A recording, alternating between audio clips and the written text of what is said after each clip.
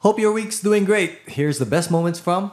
Do you ever feel like there are some things that you deserve and some things that you don't deserve? Right now, parang feeling ko mas calibrated ako ngayon. Dati, way? parang, I think that's when entitlement comes in. Like, you feel like, I deserve this certain thing. But, hindi ka pa dun sa level na yun. Like, I can imagine someone, like, say, for example, a fresh graduate asking for a crazy salary. And then, parang akala niya, sobrang galing na niya. Kala niya self-worth. Oo. Kasi dati, when we were younger, and I think this happens across the board to anyone, we know so little about the world that we feel like we know a lot.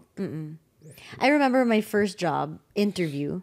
They ask you to write down on a piece of paper what your expected salary is. Yes. And I wrote down like a random, I think at the time it was 40,000 or 30,000 sinulat ko. Fresh grad, this was 10 years ago.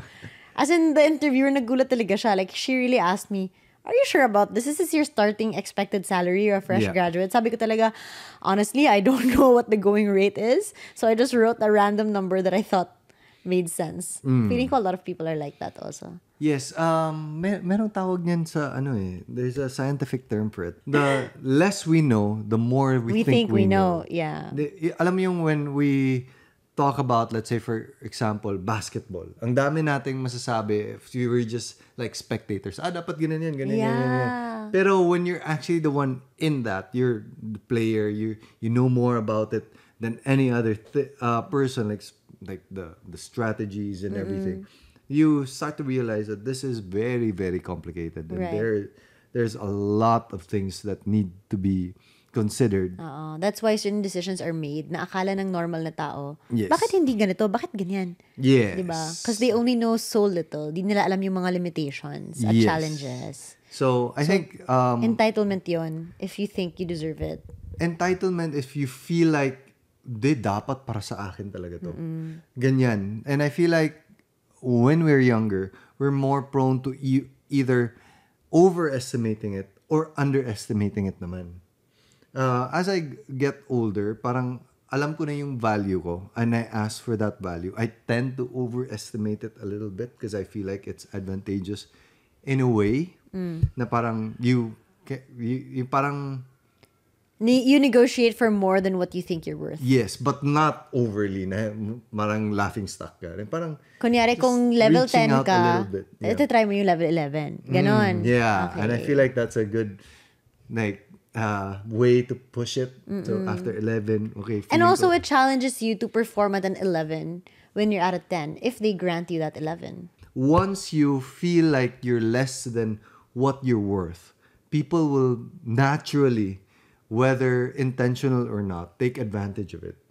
But I think that is more the common mindset that people have. Shortchanging themselves or feeling like they don't deserve certain things. I think Yes. that's the more common thing. I think especially sa Pilipinas.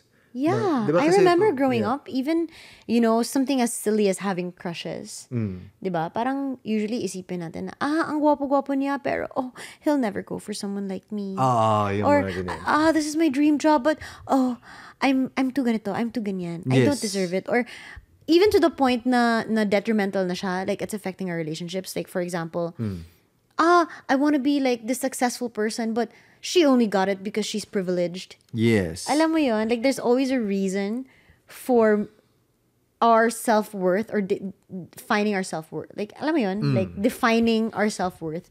Pag hindi siya umabot sa level na gusto natin, our excuse is, Yes. kasi ganito siya, ganyan siya. Ako ganito ako. To justify that. Para hindi masakit sa pride natin. Ang sa akin, what really sunk into me is I developed this theory after like all these experiences na walang magician sa buhay.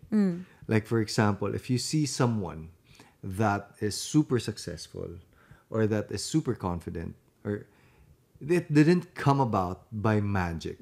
Which sometimes pag nakikita natin, parang iniisip natin, there must be something special about this that Yes. made him be this certain successful, way. yeah. A lot of the things, once you, and this is my learning from reading all these biographies of successful people is they actually did something somewhere that changed them for the better, but they did it in the most human way possible. Yeah, they have their own talents which you can also develop, but parang yung journey na Dinaanan yun, nila. may proper road na dinaanan sila. Like for example, isa sa idol ko and I was reading his biography, Steve Jobs. Ang dami niyang mentors na dinaanan. Ang dami din yung mga failures. Passionate ka masyado. Yung laway ko. Nakain ko eh. Oo. Yun, passion talaga.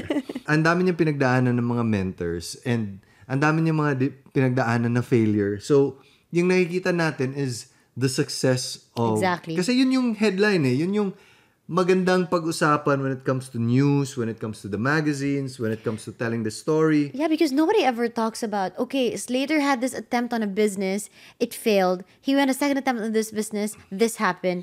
You know, the headline is always, hey, look at this. He made it happen. Oh, or 22-year-old is like a Billionaire, CEO invented of this ganyan. spaceship or whatever. And it's usually, a lot of it is hyped. Hina-hype siya to create readers of those things. It's content.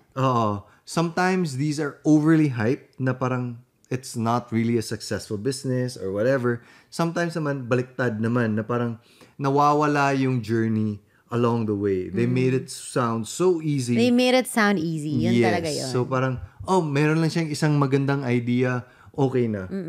But kasi we're always chasing in this day and age for the ups, the dopamine hits. The quick the quick returns. Yeah. And we're always comparing, eto, ganito, dapat ganito din ako, dapat ganyan. Diba? Or it's And just if it doesn't happen for easier. us, Yeah. meron agad tayong justification kung bakit hindi. Because privileged siya. Because she lives here. Because, diba? Yes. There's always a justification for us kung bakit hindi tayo ganitong level. And usually that justification is to shelter our pride. Yes. You know what I mean? Kasi it's very easy. I want to babad that pride thing a little bit more. Yes, because it's very easy for people to say, si Chris, nagva-vlog lang siya. Tapos, okay na siya. Ang saya ng buhay niya. Ang easy. Or, for example, like parang, si Slater, parang, kasi yung family nila is coming from this certain privilege. Pero, to be honest, hindi naman. Lahat naman kasi tayo may privilege. Yes. And it doesn't make you a bad person if you have that privilege. Hindi mo naman kasalanan, di ba? It's not your fault. And you also don't have to acknowledge it 100% of the time. Yes. That's just life. You know what I mean? If I come from humble beginnings, what is it about humble beginnings that give me opportunities? Because there are always pros and cons to life. We had friends that grew up very, very privileged. Kompleto na sila lahat. Pero, Hindi naman sila masaya. hindi sila masaya. And no, it's also a different struggle for them. I truly feel for them because nawawala yung sense of leveling up sa kanila.